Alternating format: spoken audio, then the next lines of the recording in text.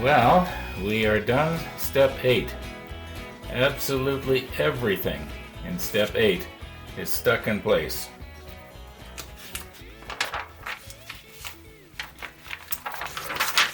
So here we are on step 9. And these two pieces, I accidentally did them already. Right, these two right here. Yeah, now let's find out what else we have to snip off the sprues, or maybe photo etching or something. Okay, there's J32, a few other little pieces. Now the intake number 3, I've already got all those made. I think there was 18 of them, if you remember. They're all made already. So I think a lot of the stuff that we're going to be sticking down is already made up. Anyway, let's get going. Unless I've missed it here, there's only one photo etch piece that I have to look for, and it gets mounted on the side of this vent tube. Now, as far as this photo etch piece goes, when I'm cutting it off of the sprue, I want to see if I can cut it in such a way so there's less of a tab on the side of the piece that I need, and that way I'll have little or no filing that I have to do. And those pieces are so small you don't really notice it anyway, but it's sort of a psychological thing, I guess. You want to have it as good as possible. But let's just see if I can cut it as good as possible, and then I don't need to worry about it. Now also there's some hatch covers here. Now these hatch covers were probably used in very heavy seas, or when you were, just before the thing rolled over and sank. But if I put them in place, then we're not going to be able to see the stairwells.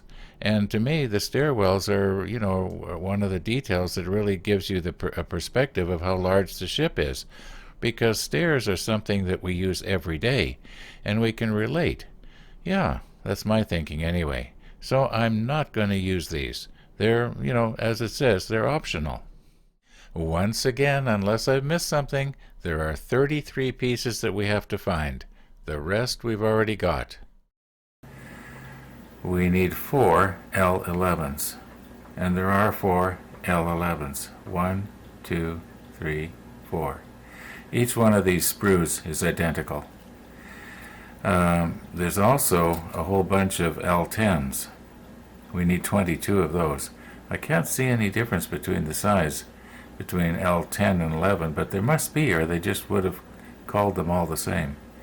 Anyway, let's try and get our little tiny pieces off there. They look like a little wrench, but I don't think they are.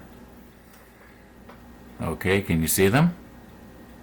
I'll zoom in a little bit. Now these things are just ridiculously small, and the chances of me losing one are pretty good.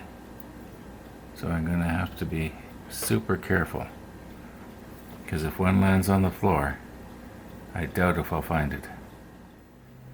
I'm thinking that possibly these L10s are actually a little bit smaller than the L11s, if that's possible. Okay, I've got the J32s and the J10s. The J10s are these long ones here. And this one here, I've accidentally broken it. Well, almost broken it. Just right there. And I'm not sure if I can glue that together or not. Now I'll show you where it's supposed to go, and it could be that I can just carefully snip it off, this little piece of flashing. I can just snip it off and then lay the piece down where it's supposed to go. Yeah, I'll just show you where it's supposed to go, and then you'll see what I mean. Now, as near as I can tell, it's supposed to go right on the back of the breakwater and fasten like here and here. And I'm going to zoom in and I'll show you there seems to be little marks on there that possibly indicate where that's, where the ends of that piece are supposed to go. Now you will notice right here, looks like a little O or a 0, and right there it looks like a D. And when you check the ends of that little piece, they are different. One does look round and the other does look, well, it could maybe be a D. But anyway, I think that's where it goes.